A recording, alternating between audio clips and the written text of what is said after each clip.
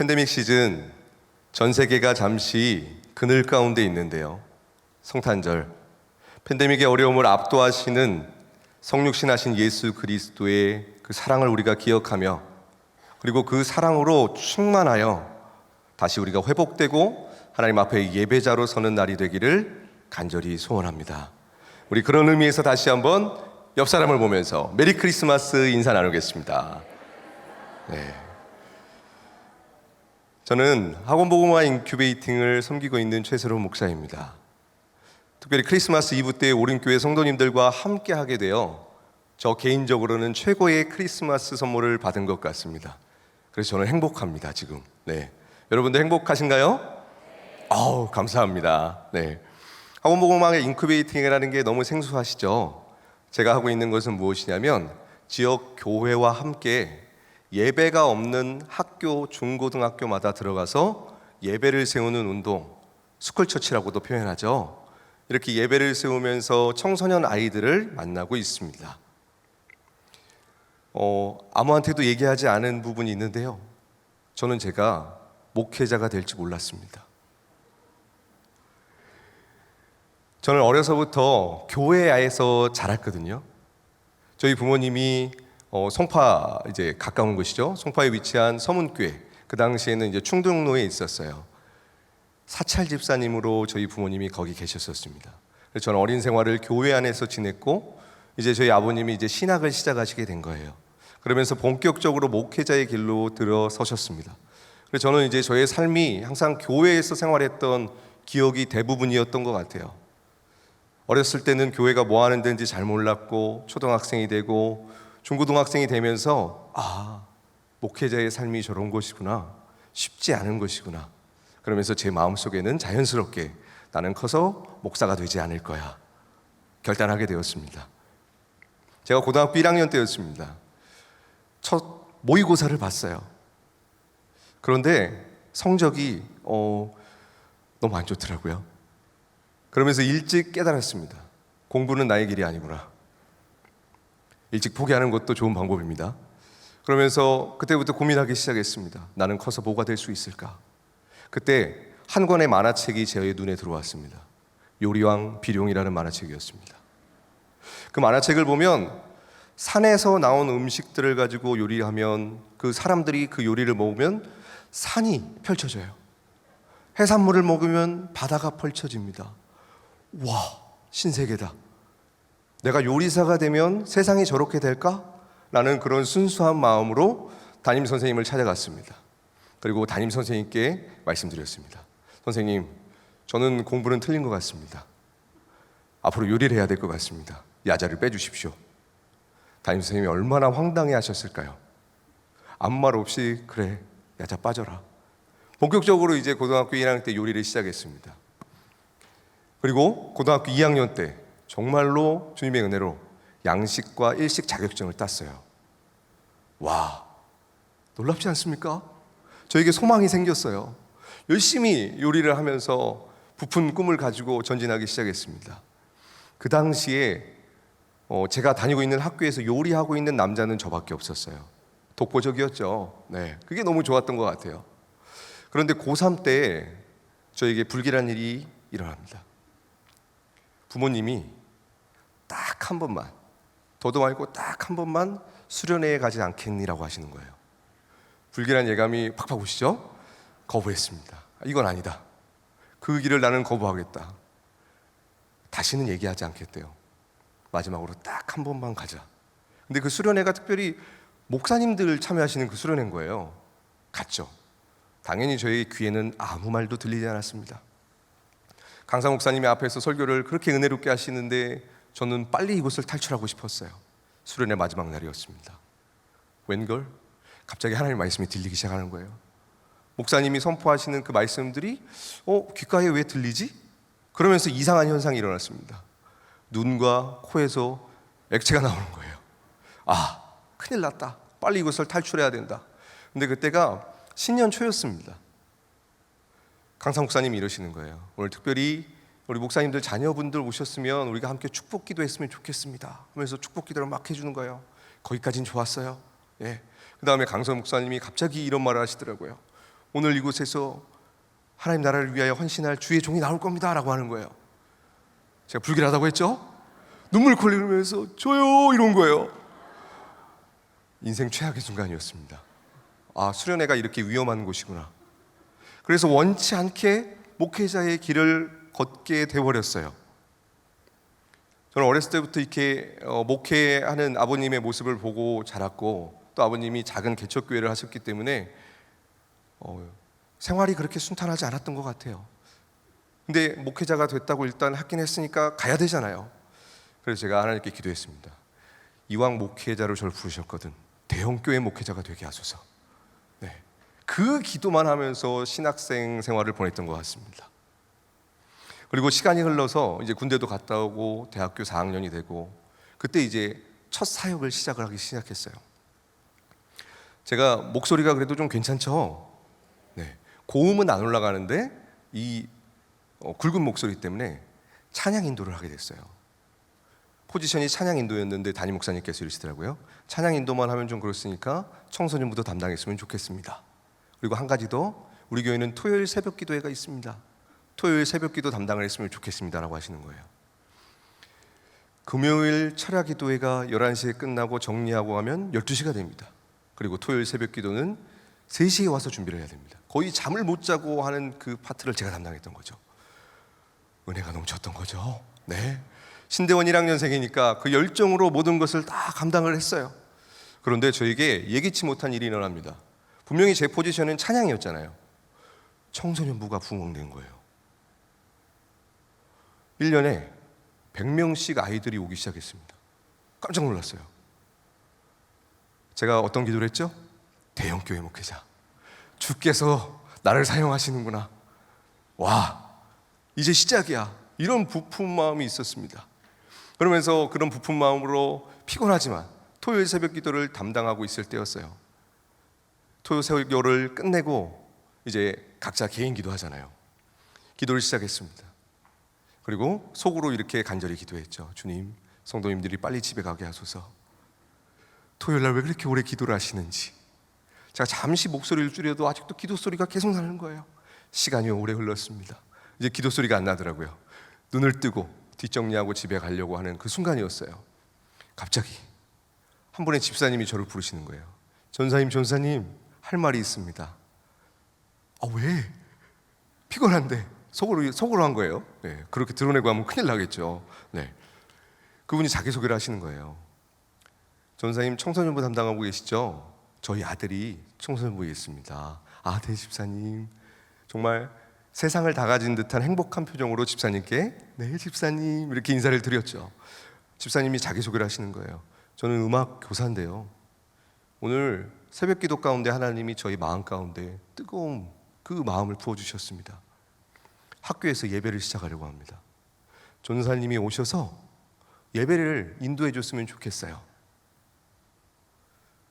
무척 당황했겠죠? 얼떨결에 네라고 했습니다. 학교에 갔어요.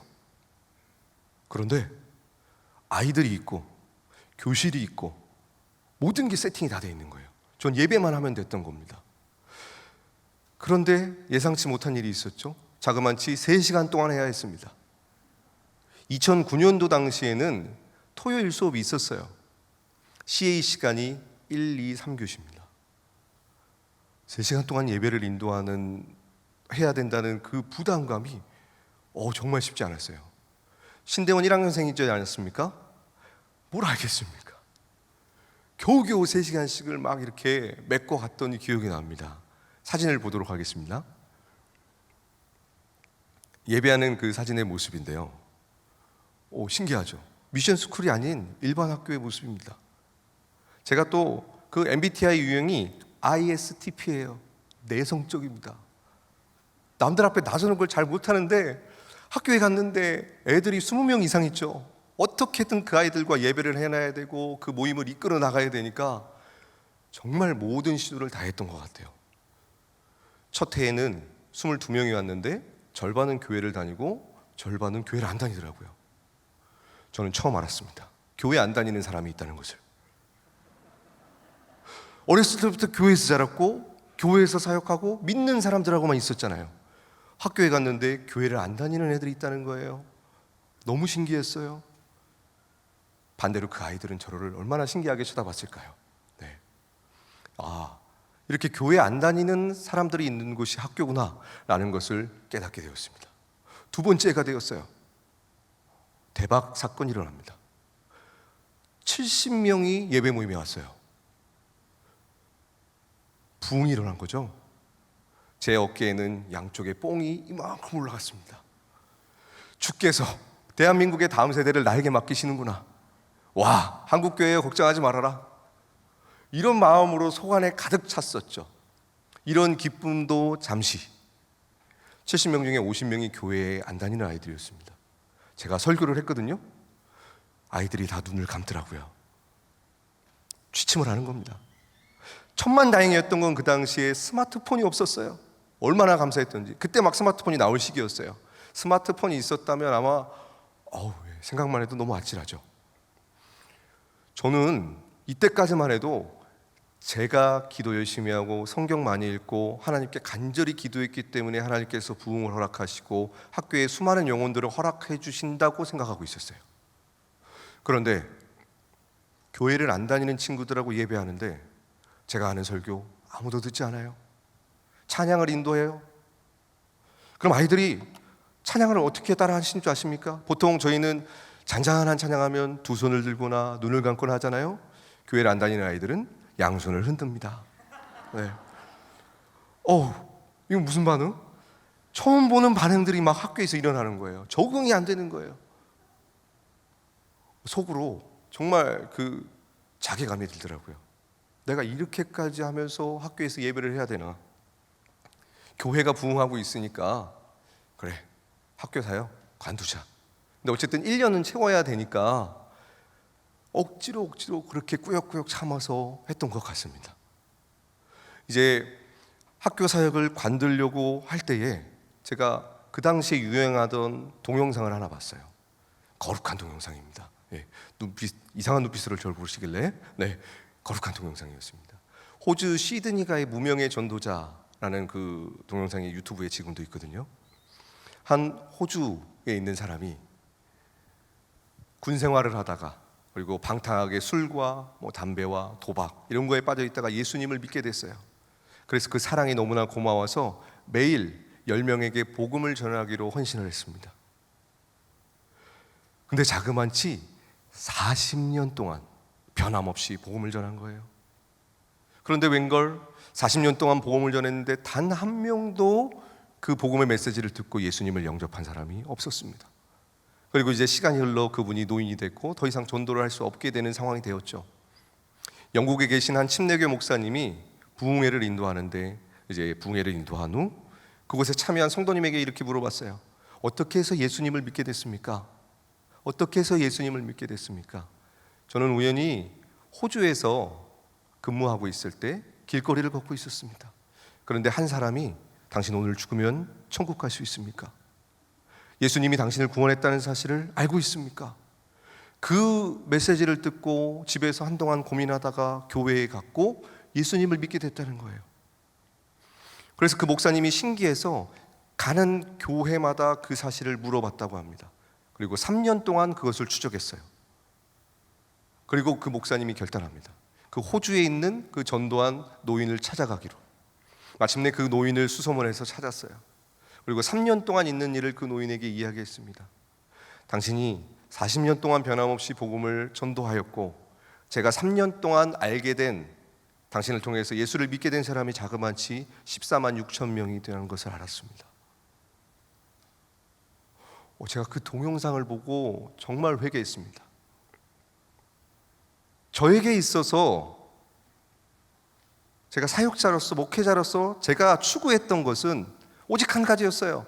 어떻게 하면 많은 아이들을 교회에 이끌어서 부흥을 하고 대형교회 목회자가 될 수 있을까? 오직 이 한 가지밖에 없었던 사람이었습니다. 그런데 그 동영상을 보고 처음으로 한 영혼이 이렇게 소중하구나, 한 영혼이 구원받기 위해선 정말로 이렇게 많은 시간과 노력이 필요하구나라는 사실을 처음으로 깨달았습니다. 회개했죠. 그리고 마음을 고쳐먹었습니다. 하나님께 이렇게 기도했어요.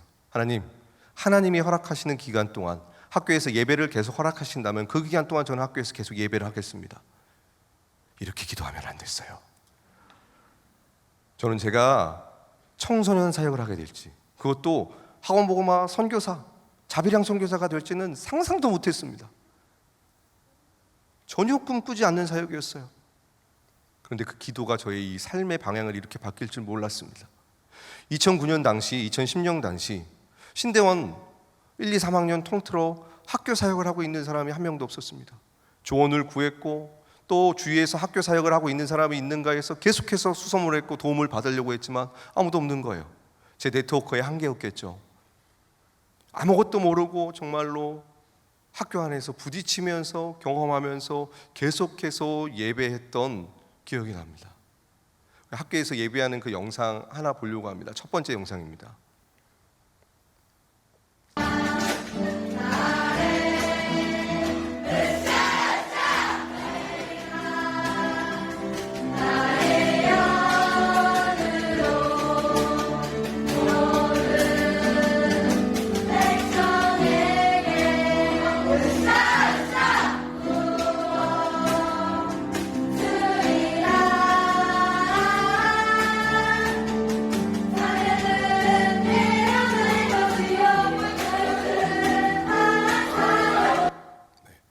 우리 아이들 즐겁게 예배하고 있죠? 네.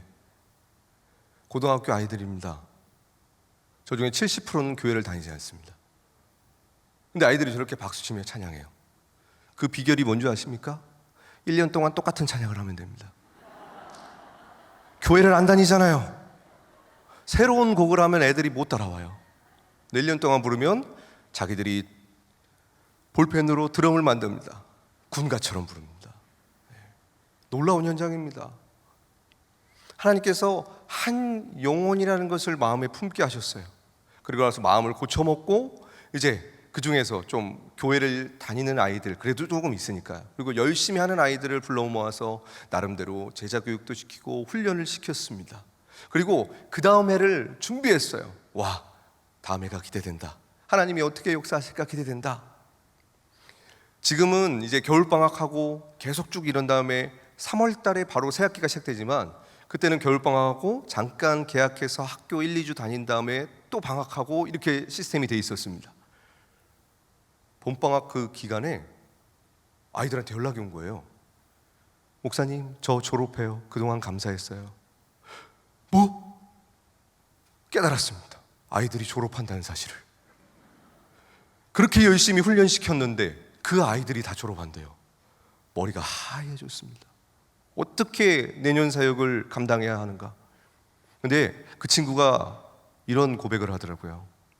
그 당시 개그 콘서트 프로그램에 이런 프로그램이 있었습니다. 개그맨들이 여기 앞에 나와 있으면 관객들이 종이 쪽지에 자신들의 고민이나 아니면 뭐 어떤 스토리를 써서 종이를 구겨서 앞으로 뿅 던지면 개그맨들이 그걸 읽고 같이 소통하는 그런 프로그램이 있었어요. 그걸 벤치마킹해서 학교에서 했었어요. 그 쪽지 중에 하나 이런 내용이 있었습니다. 저 오늘 죽어요. 깜짝 놀랐어요. 어떻게 해야 될지 몰랐습니다. 근데 누가 썼는지 모르겠는 거예요. 이름을 안 썼으니까. 그래서 속으로 간절히 기도했죠. 하나님 제발 살려주십시오. 그리고 나서 저는 잊고 있었어요. 근데 그 전화 왔던 친구가 이러는 거예요. 목사님, 기억하실지 모르겠지만 저 그날 죽으려고 했었어요. 그런데 예배 드리는데 희한하게 죽고 싶은 그 마음에 분노하는 그런 마음들이 사라졌어요. 그래서 제가 지금도 살아있어요. 목사님 고마워요. 그 친구는 교회를 안 다니는 친구였습니다. 멘붕이 왔지만 다시 하나님께서 정신을 차려주게 하셨어요. 그리고 나서 용기를 내고 이제 새 학기가 시작되었습니다. 음악교사 선생님, 그 집사님이 옆에 계셨으니까 그래도 든든히 버티고 있었죠. 그런데 웬걸? 집사님이 이 말씀을 하시더라고요. 저 전근 갑니다. 와, 하늘이 무너지는 것 같았습니다. 제가 고등학교는 사립고등학교를 나왔거든요. 그러니까 전근 간다는 사실을 잊고 있었던 거예요. 선생님이 떠난다고 하니까 이제 나는 어쩌나. 애들도 없고 새로운 아이들이 오는데 어찌할까. 다행히 그 집사님이 다른 신우회 선생님을 붙여주셔서 이렇게 예배는 잘 나름대로 극복하고 있었습니다. 그리고 나서 몇 개월이 흘렀어요. 그 집사님께서 또 연락을 주셨습니다. 전사님 잘 계시죠? 제가 비학교에 왔는데 여기에서 신우회를 만들었어요. 그리고 선생님하고 기도하면서 용기를 내고 또 예배를 만들었어요. 와주실 수 있죠? 가야죠. 네, 부르면 가야죠. 제가 이때 또 하나 깨닫게 된 것이 있습니다. 뭐냐면 다른 학교에서도 예배할 수 있구나. 저는 그 학교가 특별한 학교이기 때문에 그 학교에서만 되는 줄 알았더니 아니었어요. 모든 학교에서 예배가 가능합니다. 그것은 지금도 가능합니다. 그리고 나서 제가 2016년도에 할렐루야 교회라는 데를 가게 됐습니다. 이제 목사가 되었죠. 전임 목사가 되었습니다. 대형 교회가 꿈이 있던 사람이었으니까 너무 기뻤죠. 네, 대형 교회 난 사역자다. 네, 이러면서 제가 중등부를 담당했었거든요. 근데 중등부를 딱 스캔을 했어요. 학교 선생님이 계시더라고요. 올커니 이거다. 선생님만 있으면 학교 예배를 만들 수 있어서 이제 첫 설교 때 그러면 안 되지만 타겟 설교를 했습니다. 우리는 학교에서 예배자로 살아가야 합니다. 간절한 마음으로 그 선생님을 향하여 아이들을 보면서 설교를 했던 거죠. 성령님께서 은혜를 주셨어요. 그 선생님의 마음 가운데 거룩한 부담감을 주신 겁니다. 근데 이 선생님은 포지션이 일반 선생님이 아니라 행정실장님이셨습니다. 교장 선생님한테 얘기를 하는 거예요. 저희가 학교에서 기독교 동아리를 하려고 합니다. 허락해 주십시오. 오케이 사인이 떨어졌습니다. 3명이서 그 모임을 시작했어요. 그런데 8주 만에 100명이 됐습니다. 대박이죠? 이럴 때 보통 박수 쳐주시던데. 네, 그 사진을 보겠습니다. 그리고 바로 동영상, 두 번째 동영상 볼게요. 아이들의 예배하는 모습입니다.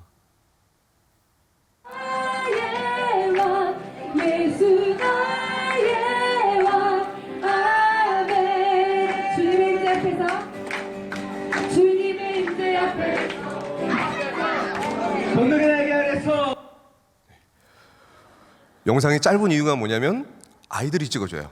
30초를 넘기지 않더라고요. 네, 우리 아이들 30초를 넘기지 않습니다. 많이 올 땐 160명이 와요. 깜짝 놀랐습니다. 그런데 그 120명 아이들 중에 100명이 교회를 안 다니는 거예요. 깜짝 놀랐어요. 이상하게 학교에서 예배하는데 교회 다니는 아이들보다 교회 안 다니는 아이들이 예배에 오더라고요. 그 비결이 무엇일까? 나름대로 고민을 해보았습니다. 주께서 저에게 2가지를 주셨더라고요. 한 손에는 복음을, 한 손에는 간식을. 간식은 주님이 주신 강력한 능력입니다. 요즘 120명이면 학년 전체예요. 한 반에 20명이니까요. 그리고 영상에서 짧게 지나갔지만 맨 앞자리에 있고 한 자매가 있었는데 그 중에 살짝 짝다리를 지으면서 찬양하던 자매가 있었습니다. 그 자매는 그 학교에서 아주 리더십이 있는 아이, 다르게 표현하면 가장 센 자매였어요. 그 친구가 예배에 참여하면 한 20명은 딸려옵니다. 이거구나. 애들은 확실히 관계에 따라 움직이더라고요. 네. 이 학교에서는 이런 이야기가 있었습니다. 어느 날 갑자기 12시에 전화가 왔어요. 남자아이인데 울더라고요. 남자아이가 왜 울어? 아파트 44층이래요. 목사님 안녕히 계세요 이러는 거예요. 아니 왜? 저 이제 죽어요 이러는 거예요. 와, 대박. 분당에서 수원까지 경부고속도로를 140으로 밟고 그 새벽에 달렸습니다. 30분만 기다려달라. 시간이 그 정도 걸린다. 감사하게 뛰어내리지 않았어요. 그 친구가 아파트에서 내려왔습니다. 그리고 절 보더니 부둥켜 안고서 막 진짜 목사님은 막 우는 거예요. 왜 우냐? 왜 죽으려고 하냐? 친구들 간에 오해가 생겼대요. 근데 양쪽에서 한쪽 친구는 너 내 편 안 들으면 너는 절교할 거야, 너 끝내버릴 거야. 한쪽에서는 또 내 편 해야 돼. 이게 막 학교 폭력 그런 게 얽힌 거예요. 이 친구가 그게 너무나 부담이 되니까 일주일 동안 먹지도 못하고 잠도 못 자고 이제 환청이 들리기 시작한 거예요. 그리고 아파트 옥상에 올라갔던 겁니다. 근데 마지막으로 제가 생각나서 전화했대요. 제가 믿지 않는 아이들하고 예배하면서 꼭 빠지지 않고 하는 설교가 있습니다. 여러분, 천국도 있지만 지옥도 있습니다. 자살하면 지옥 가요. 꼭 이 이야기를 일부러 하는 이유가 있어요. 왜냐하면 아이들이 자살하는 친구들이 많아요. 근데 이 메시지를 한 번이라도 들은 친구들은 꼭 뛰어내리기 전에 전화를 옵니다. 제가 두세 번 갔어요. 마포대교도 갔었고요. 여러 군데 갔었습니다. 그 친구가 그게 생각났던 거예요. 아, 얘네들이 복음을 모르고 교회를 안 다녀도 하나님의 말씀이 이들의 귓가에 들리고 영혼 가운데 심겨져 있구나. 그래서 그 친구가 연락이 왔죠. 순댓국밥을 먹이고 다시 한번 복음을 전하고 집에 보냈어요. 그 친구 지금 살아 있습니다. 학교에서 이런 간증이 막 일어나는 거예요. 그리고 왜 교회 안 다니는 친구들이 자꾸 학교 예배에 올까? 그게 너무 신기하더라고요. 아이들에게 설문조사를 했습니다. 그랬더니 아이들이 하는 말이 이상하게 예배 모임, 이 모임만 오면 마음이 평안하대요. 제가 예배하고 있는 한 지역의 학교는 이런 특징이 있습니다. 시험 기간이 되면 어머님이 새벽 4시까지 잠을 안 자세요. 아이 옆에 앉아서 같이 공부를 하십니다. 애가 잘 수가 없어요. 애들이 얼마나 스트레스 받을까요? 애들이 예배 모임에 와서 찬양 부르다가 문제집 풀다 찬양하다 이래요. 교회 안 다니니까 그런 걸 모르잖아요. 그런 아이들인데 잠을 제대로 못하고 그런 밸런스가 깨지니까 불면증이 되게 심한 거예요. 근데 이 아이들이 그날 예배만 드리고 나면 그날만큼은 푹 잔다는 거예요. 네. 하나님 은혜거나 제 설교가 졸리거나. 네. 어쨌든 저는 제가 하나님 은혜라고 생각하고 계속 사역을 하고 있습니다. 그러면서 저는 그 학교 현장에서 믿지 않는 아이들과 예배하다 보니 작은 하나님의 나라를 경험하고 있습니다. 이사야 말씀에 보면 이리와 사자와 함께 뒹굴고 독사굴에 손을 집어넣어도 상하지 않는다. 70%가 교회 안 다니잖아요. 근데 단순히 안 다니는 게 아니라 신천지, 하나님의 교회, 대순진리회, 불교, 천주교 아이들 다 옵니다. 모든 종교가 통합돼서 예배하고 있어요. 부모님은 그 종교를 믿고 있지만 아이들은 아직 그 신앙이 형성되지 않았기 때문입니다. 제가 한 학기 동안 복음에 관한 메시지를 차근차근 하나씩 계속 전합니다. 그리고 방학하기 전에 영접 기도를 합니다. 1년에 2번 영접 기도를 하면 50% 이상은 예수님을 영접합니다. 너무 감사하더라고요. 그런데 이 예배를 드리면서 교회 안 다니는 아이들이 제일 감동하는 부분이 무엇인 줄 아십니까? 진짜 의외인데요. 기도 시간입니다. 통성 기도 시간이에요. 설교 후에 꼭 기도하는 부분이 있습니다. 학교를 위해, 선생님을 위해. 우리의 적은 선생님이 아니다. 이걸 인지시킵니다.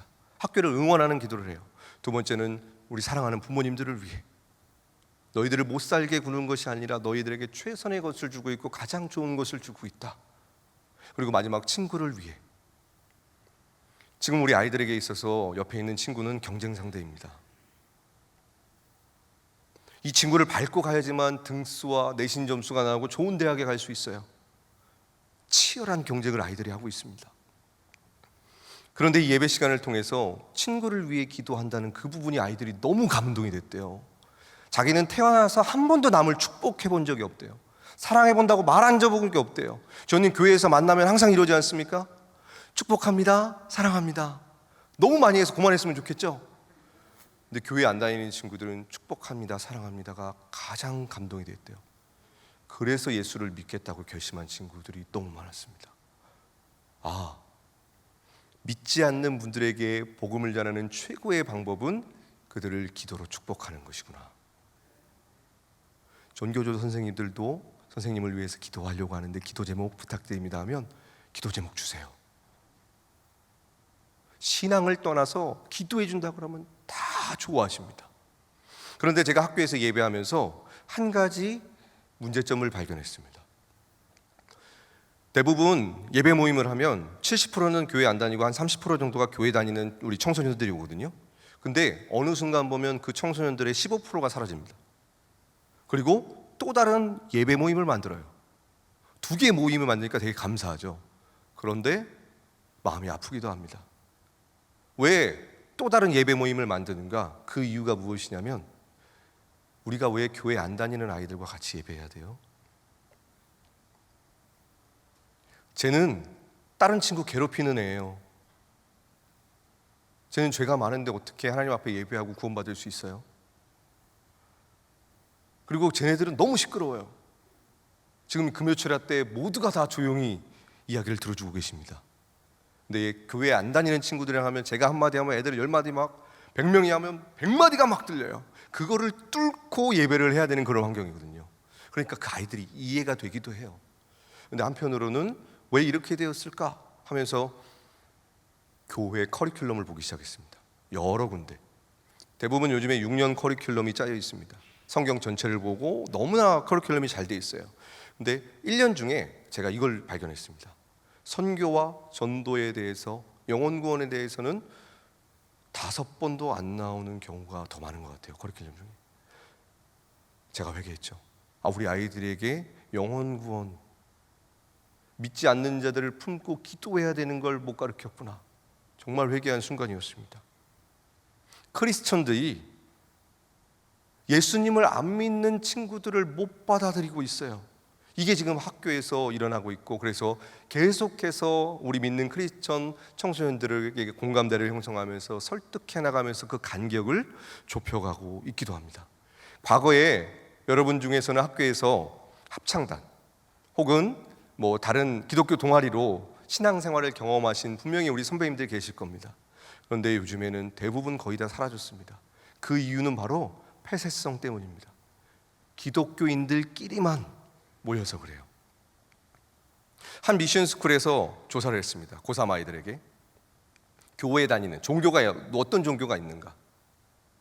3학년 전체였는데 한 명도 교회 다니는 친구가 없었어요. 교회 안에는 믿는 아이들이 가득 넘치죠.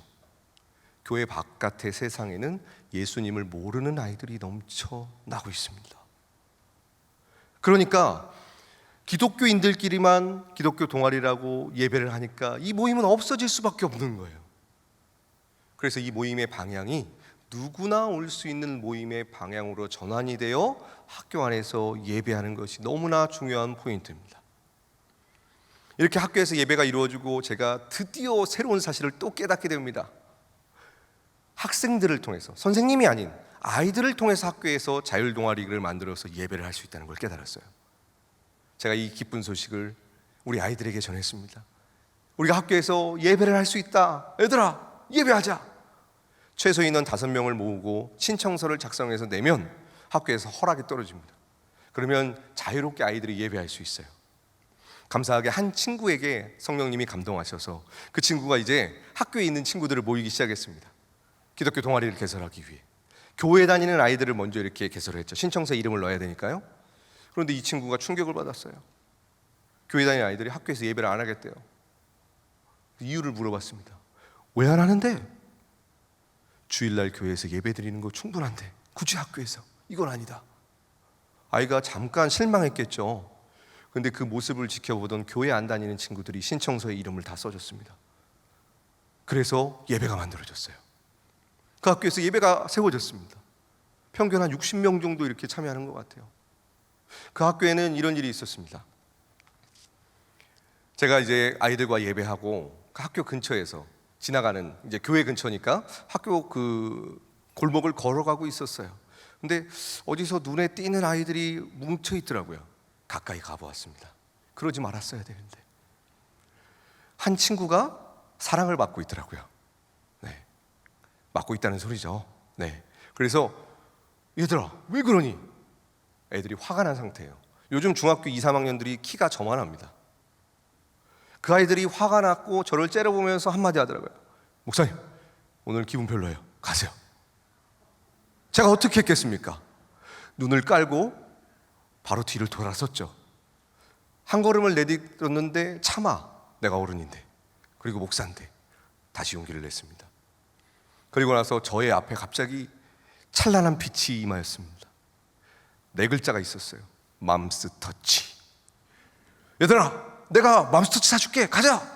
상황이 종료됐습니다. 와우, 햄버거는 정말 주님이 주신 능력이에요.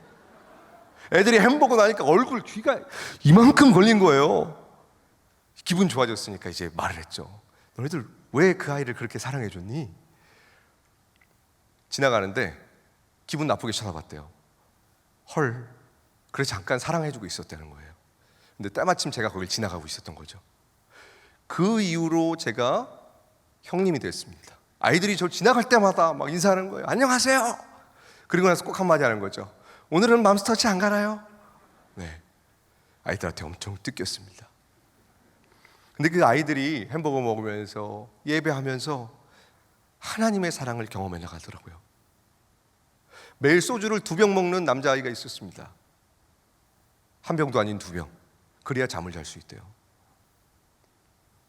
몇 개월 뒤, 한 3개월이 흘렀어요. 그 친구가 밝게 웃으면서 저에게 와서 하는 한마디. 목사님, 저 이제 소주 안 먹어도 자요.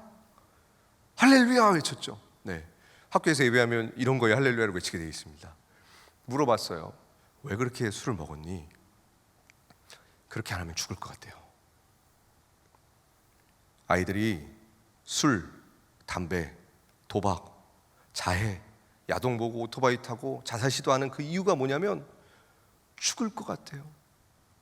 그런데 어떻게 해야 될지 그 방법을 모르니까 애들이 그런 걸로 스트레스를 풀고 있더라고요. 그런데 그 아이들이 예배 가운데서 찬양과 기도와 말씀이 1년 동안 꾸준히 젖어 들어가니까 자신들도 모르게 그 영혼이, 아픈 영혼이 하나 둘씩 회복되어 가는 모습을 저는 학교에서 보고 있습니다. 그러면서 이 아이들이 1년쯤 지나면 이렇게 말합니다. 목사님, 저 목사님이 다니는 교회 갈게요. 교회에 오란 말을 한 번도 안 했어요. 왜냐하면 학교 안에서 복음은 전해도 되지만 특정 교회나 단체는 홍보하면 안 됩니다. 그래서 전 복음만 전했거든요.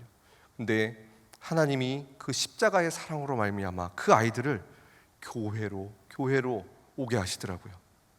참 너무나 신기한 그 일들을 학교에서 경험했습니다. 그리고 나서 그 친구를 제가 너무나 신나서 주일 예배 때 간증을 하게 했어요. 갑자기 평소 같으면 머리를 푹 숙이고 있을 아이들이 눈이 딱 떠지더니 그 친구 간증이 끝나고 박수를 막 치는 거예요. 우와 이러면서. 그러면서 아이들이 학교에 예배를 하나 둘 개설하기 시작했습니다. 갑자기 10군데 학교에 예배가 생겼어요. 깜짝 놀랐어요. 이제 예배하는 학교의 부흥이 일어나기 시작했습니다. 제가 전인사역을 감당하면서 중등부뿐만이 아니라 여러 공동체를 담당하고 있었는데 성경대학, 시니어대학, 성인 제자반, 그리고 할렐루야 교회 신문사 이걸 다 담당하면서 매일 하루에 2곳의 학교, 일주일 10군데 학교를 병행하면서 했습니다. 제가 할 수 있는 한계치를 최대한 했던 것 같아요. 그때 문득 이런 생각이 들더라고요. 과연 내가 전임 사역을 하면서 계속해서 이 학교 사역을 병행할 수 있을까? 근데 계속 누르고 나서 20군데가 됐습니다. 일주일에 아이들을 몇백 명씩 만나는데요. 빈손으로 갈 수 없으니까 간식을 가지고 가잖아요. 간식비가 장난이 아닌 거예요. 월세 내고 다 이런 거 해결하고 나면 수중에 30만 원이 남는데 간식비가 한 달에 100만 원, 150만 원씩 나가는 거예요. 난 끝났다. 이 사역은 돈이 없어서 더 감당을 못하겠다. 용기를 내서 저희 중등부 부장선생님께 얘기를 했습니다. 부장선생님, 제가 학교에서 예배를 시작했는데요. 애들이 많이 오네요. 한 번만 간식을 사주시면 안 될까요? 부장선생님을 같이 데리고 학교에 갔죠. 와우! 주께서 우리 부장선생님에게 은혜를, 성령의 기름을 부으셔서 학교 사역에 꽂히게 하신 거예요. 목사님 걱정하지 마십시오. 어떻게 해서든 권사회에 말을 하고 이렇게 해서 간식을 책임질게요. 그러면서 이제 신우회 선생님들 그룹이 점점 생기기 시작했잖아요. 이 사실들을 계속해서 간증하고 기도 요청을 드렸습니다. 초등학교 교장 선생님이 이제 곧 은퇴를 앞두시고 예배하는 이 현장에 오고 싶다고 하시더라고요. 그 교장 선생님이 예배를 들으시면서 갑자기 저에게 이랬어요. 예배가 끝나고 나서 목사님 설렁탕 한 그릇 하시죠? 라고 하시는 거예요. 그래서 무슨 말을 하시려고? 교장 선생님이 한 학기에 200만 원씩 자신의 돈을 주시더라고요. 그래서 학교 사역을 감당할 수 있었습니다. 선생님이 시작하셨고 선생님이 학교 안에서 이렇게 노력해 주셔서 학교 예배가 계속해서 일어나는 거예요.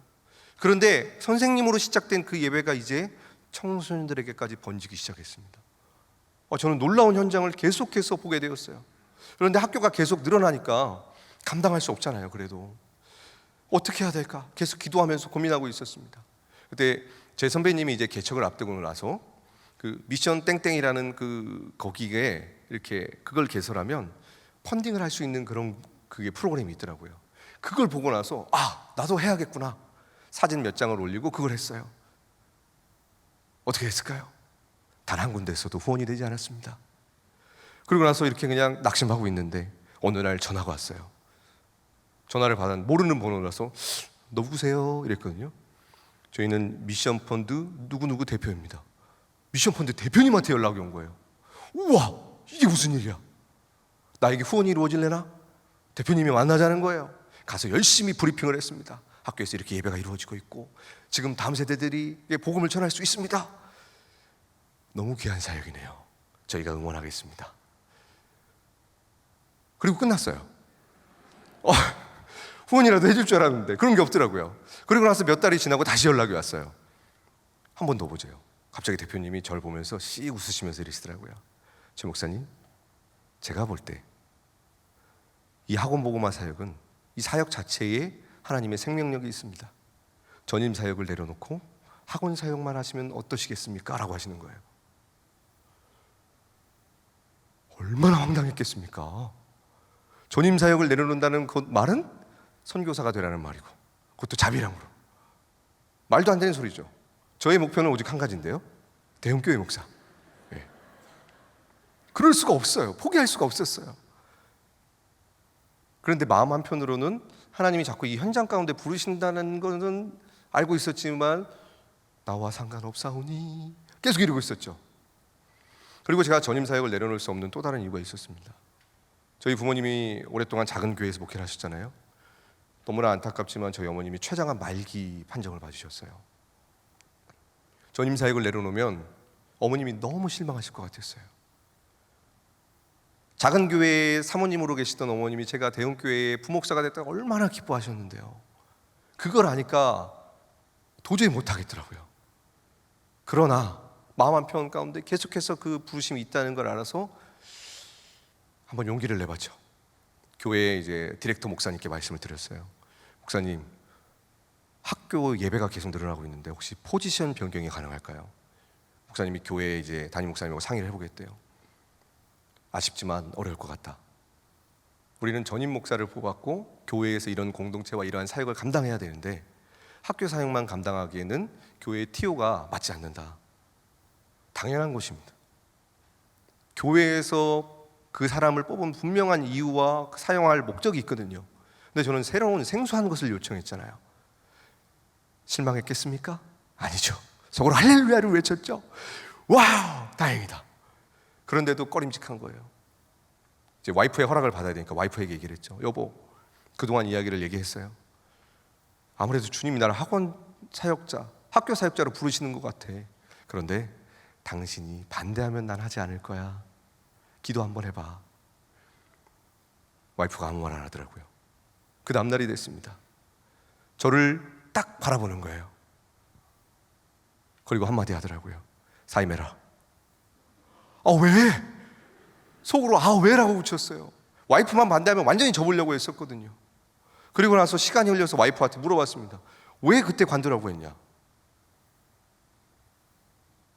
제가 10년 동안 학교 사역을 하는데 어떻게 그렇게 변함없이 학교에 갈 때 그렇게 좋아하냐고.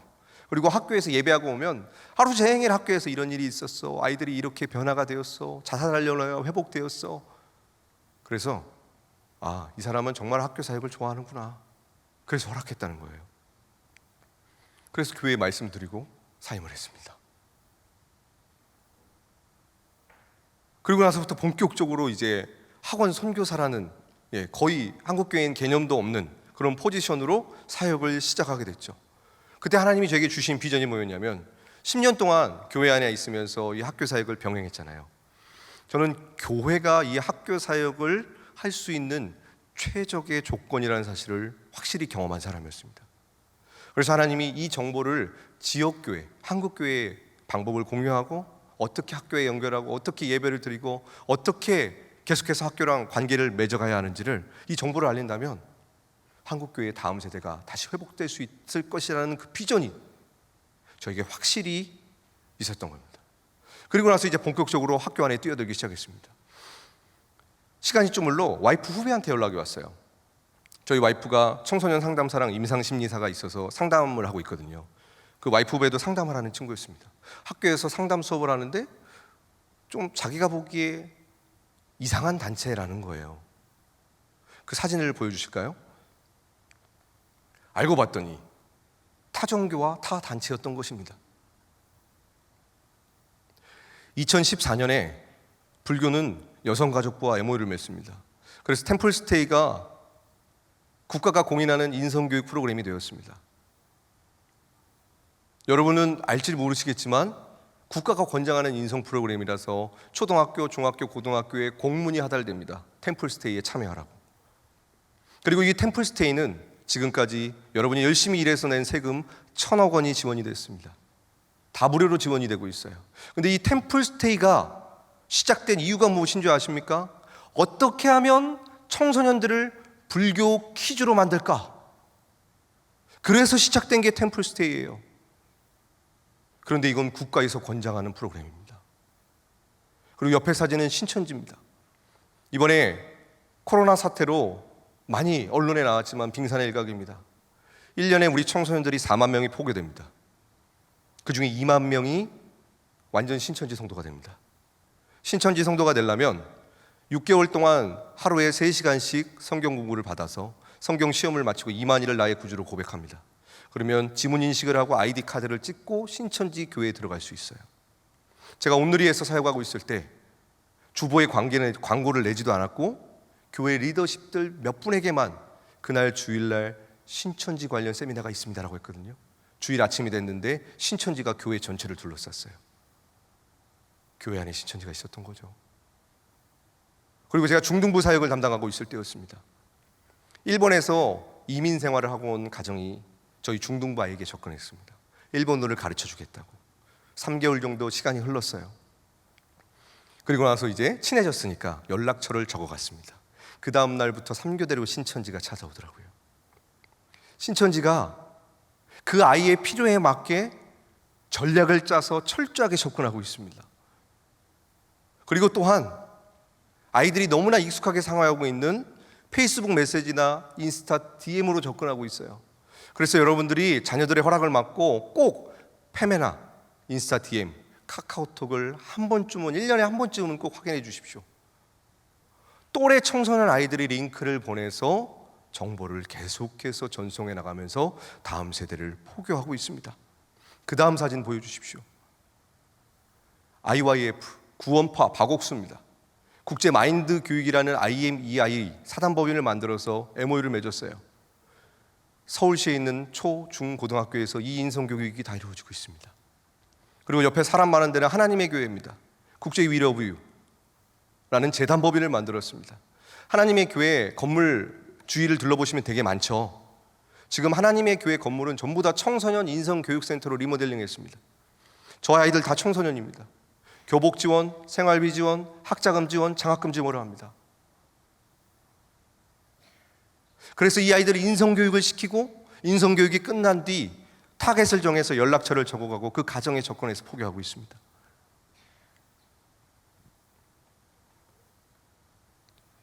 그 다음 사진도 보여주십시오. 다널드 여러분 들어보셨습니까? 자존감을 키워주는 뇌교육 명상을 하는 곳인데요.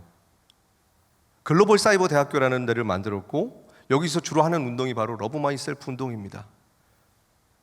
그 다음 동영상을 보고 제가 말씀을 드리도록 하겠습니다. 문화하면 빼놓을 수 없는 것이 바로 한류죠. 한류 열풍의 주역, 빌보드 차트도 인정한 방탄소년단. 방탄소년단 멤버 7명 중 6명도 이 학과에 재학 중이라고 합니다. 그 대표적인 슬로건이 스타가 이끌고 스타가 배워나가는 그런 학과라는 슬로건을 가지고 있고요. 지금도 방탄소년단, 블락비, EXID 이런 대표적인 한류 스타들도 저희 학과에 재학 중에 있지만 그 외에도 거의 한 150명 이상 다니고 있는 그런 학과입니다. 여러분 BTS 아시죠? 다널드에서 글로벌 사이버 대학교를 만들었고 BTS 멤버 7명 중에 6명이 그 학교를 졸업했습니다. 그들이 유엔에서 한 연설 기억하십니까? 러브 마이셀프. 그들의 앨범 기억하십니까? 러브 마이셀프. 그 러브 마이셀프가 바로 다널드의 핵심 사상입니다. 타종교, 타 단체들은 사람을 키웁니다. 그 중에 한 그룹이 대박이 난 게 BTS가 된 거죠. 그래서 그걸로 홍보하고 있어요. 근데 EBS 하우교육 방송에 나오고 있습니다. 대한민국 전체가 다널드의 사상을 배우고 있어요. 지금 불교, 천주교, 대순진리의 신천지, 구원파, 하나님의 교회, 다널드, 이슬람, 동성애, 공교육 안에 합법적으로 다 들어와 있습니다. 그들은 사단법인을 만들어서 교육부, 여가부, 문체부와 MOU를 맺어서 합법적으로 다 들어와 있어요. 그런데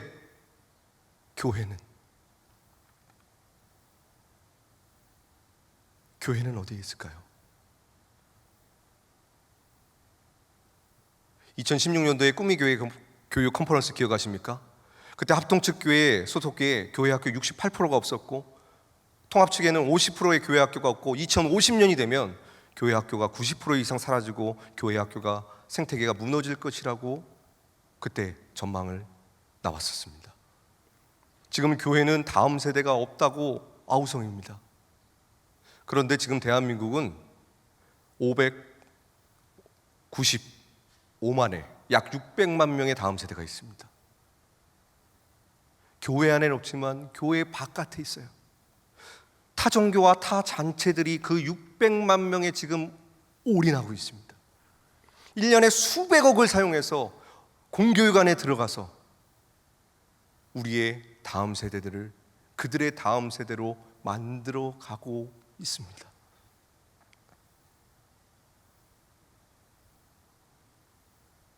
오늘 주님이 우리에게 이렇게 말씀하고 계십니다. 교회는 무엇을 하고 있느냐? 우리 오림교회는 합동측 교단은 좌우를 분변치 못하는 600만 명을 위해 무엇을 하고 있는가? 어떠한 전략과 대안이 있는가?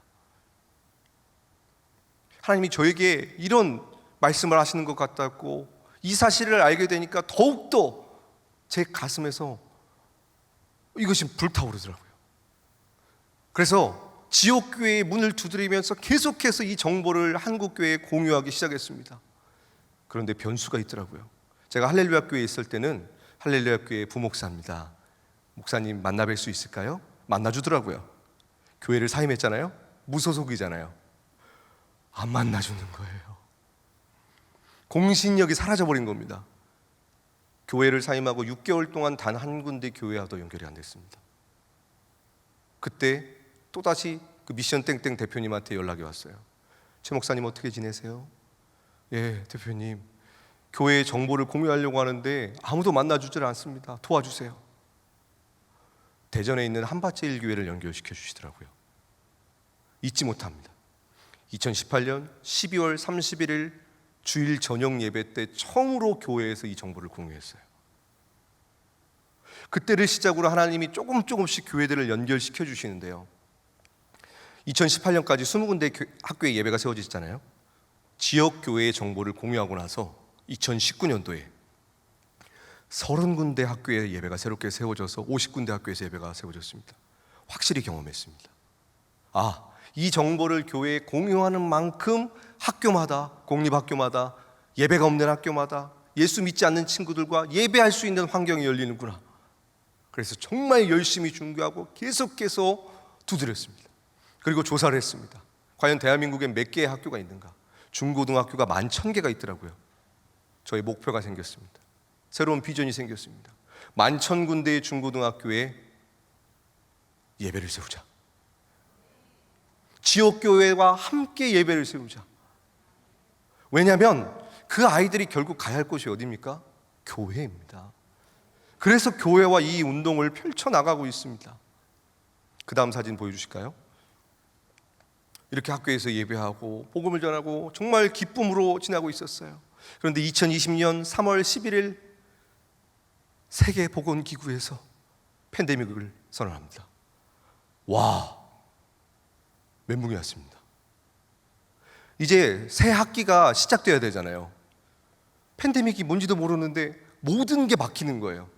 3월 달이면 새 학기가 시작됐고 예배를 시작해야 되는데 학교 수업이 이루어지지 않고 아이들이 학교에 안 가니까 모든 게 멈춰졌죠. 제가 그 좋아하는 대형교회를 내려놓고 복음을 전하기 위해서 나왔는데 팬데믹으로 학교에 들어갈 수 없다는 거예요. 얼마나 답답하고 속에서 열이 나던지요. 내가 이러려고 전임을 사임했는가? 별의별 생각이 다 들더라고요. 그러나 뭐든지 해봐야 되지 않겠습니까?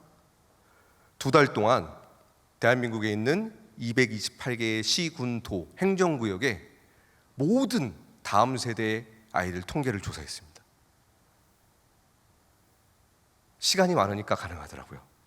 예를 들어 강동구라면 지금 현재 강동구 인구는 46만 5,191명입니다. 그리고 강동구에 있는 학생은 46,935명입니다. 인구 대비 10%가 있습니다. 이런 걸 다 조사한 거죠.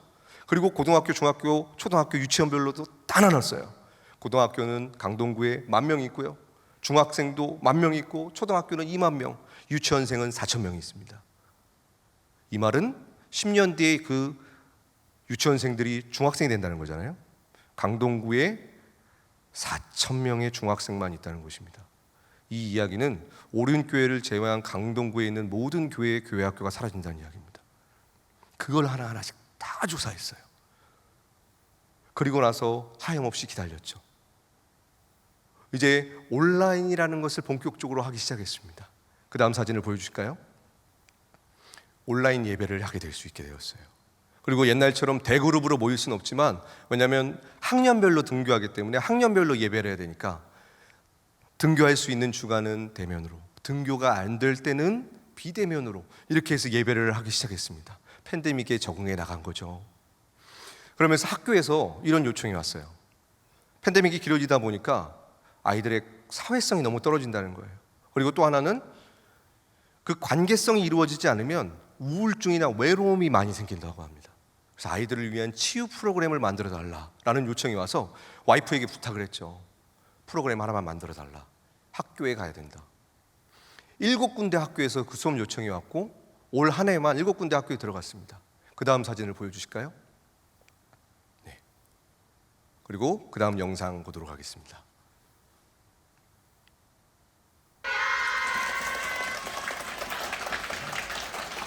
그 수업을 하면 아이들이 이렇게 반응을 해줘요.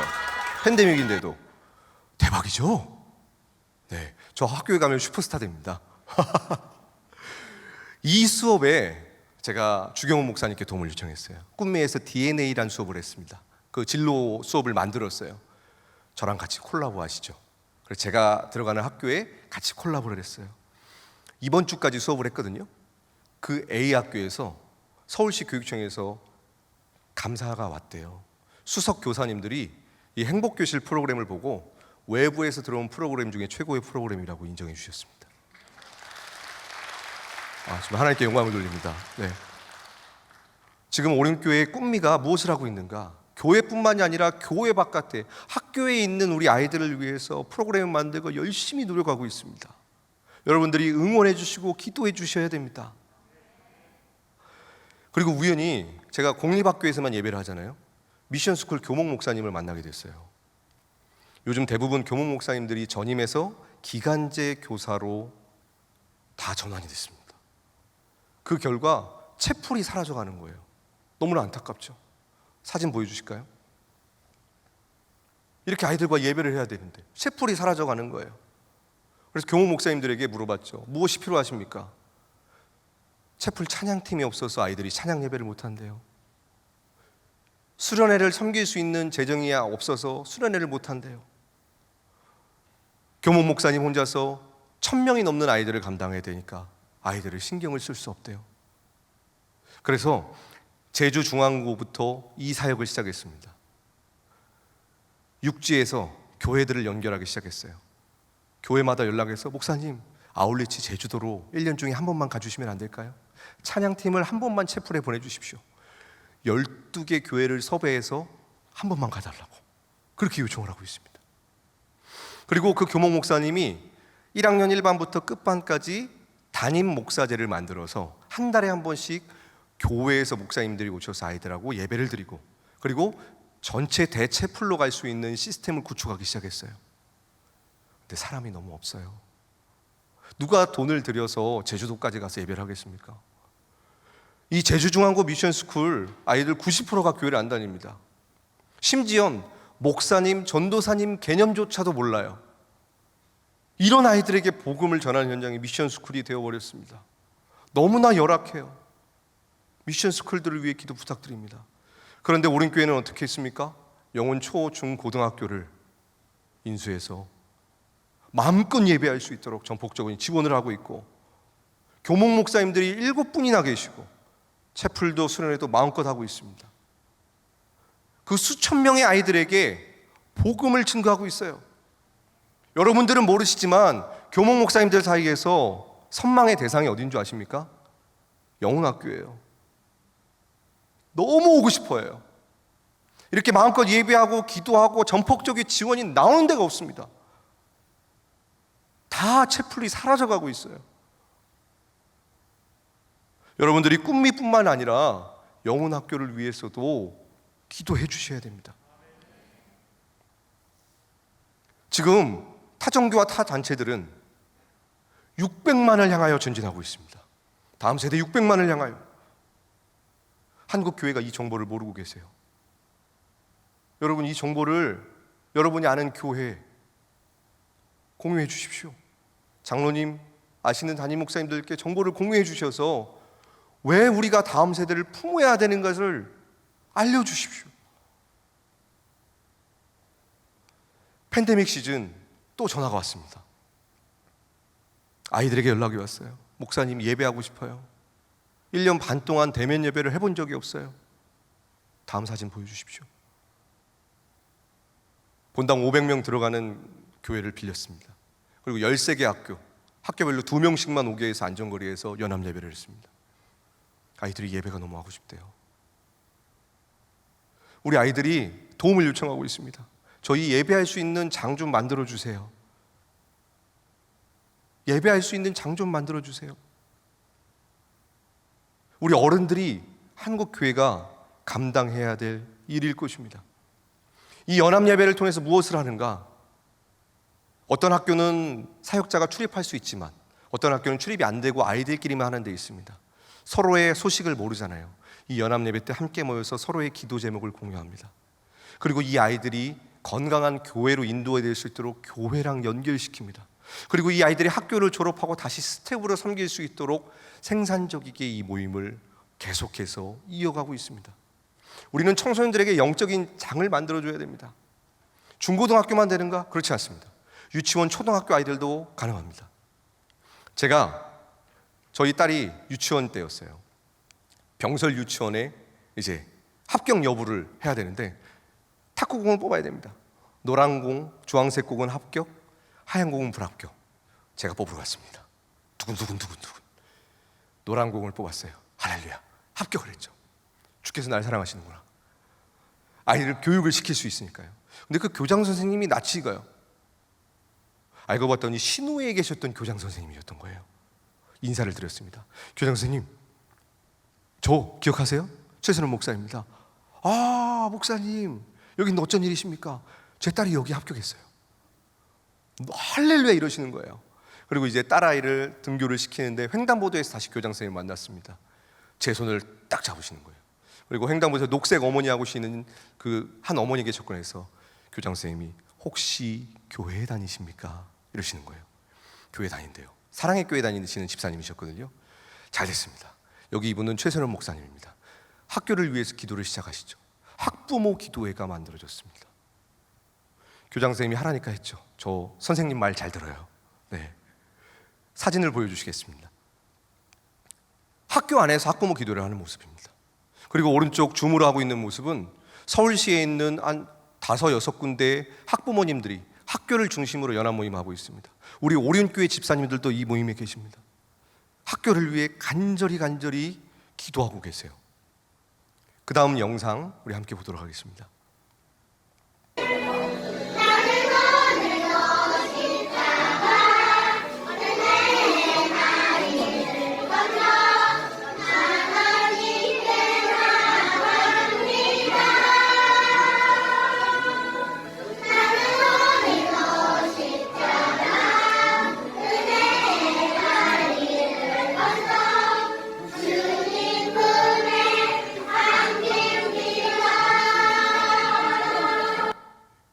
요즘 세상에 전지 들고 예배합니다.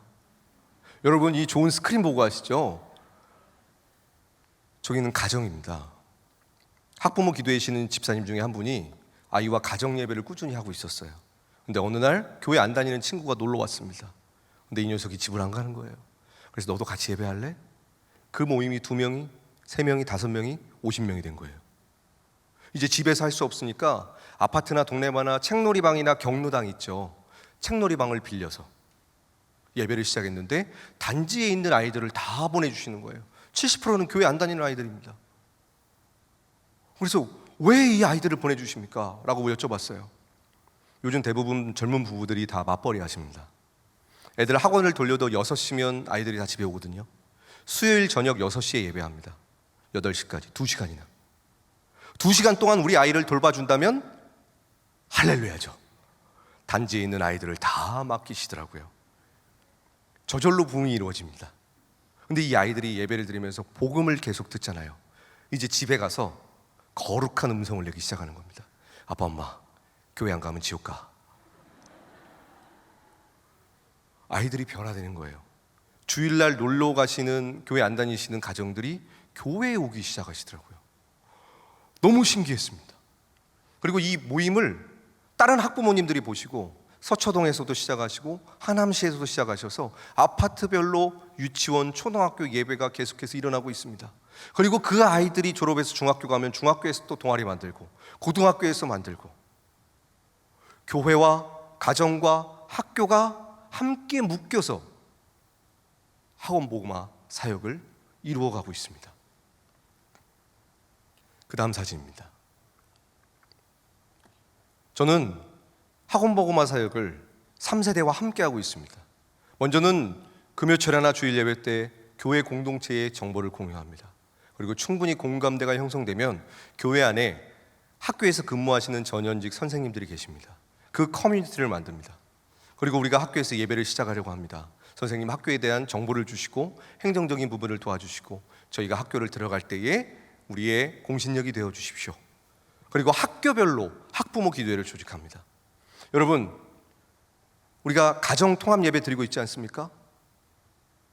생각처럼 쉽지 않죠. 근데 자녀를 위해서 기도를 시작하잖아요. 가정이 변화될 수밖에 없습니다. 이 공감대가 충분히 형성된 뒤에 마지막으로 교회 학교 수련회 때 학교에서 예배할 수 있다는 정보와 실제 모델을 보여주면서 아이들과 학교의 예배를 세워갑니다. 건강한 학교 예배 사역이 되기 위해서는 단체만이 하는 것이 아니라 아이들만이 하는 것이 아니라 선생님만이 하는 것이 아니라 교회 공동체 3세대가 함께 삼겹줄이 되어 서로 기도하고 응원하고 함께 할 때에 건강한 예배가 세워지고 하나님의 나라가 학교 현장에 이루어지고 그 믿지 않는 600만 명에게 단 한 번이라도 복음을 전할 수 있는 길이 열리는 것입니다. 그 다음 사진입니다. 2021년 팬데믹 기간이었지만 성남시에 있는 금강교회를 통하여 그리고 평촌 세종안교회를 통하여 그리고 다른 교회를 통하여 30군데 학교에 또 예배가 세워졌습니다.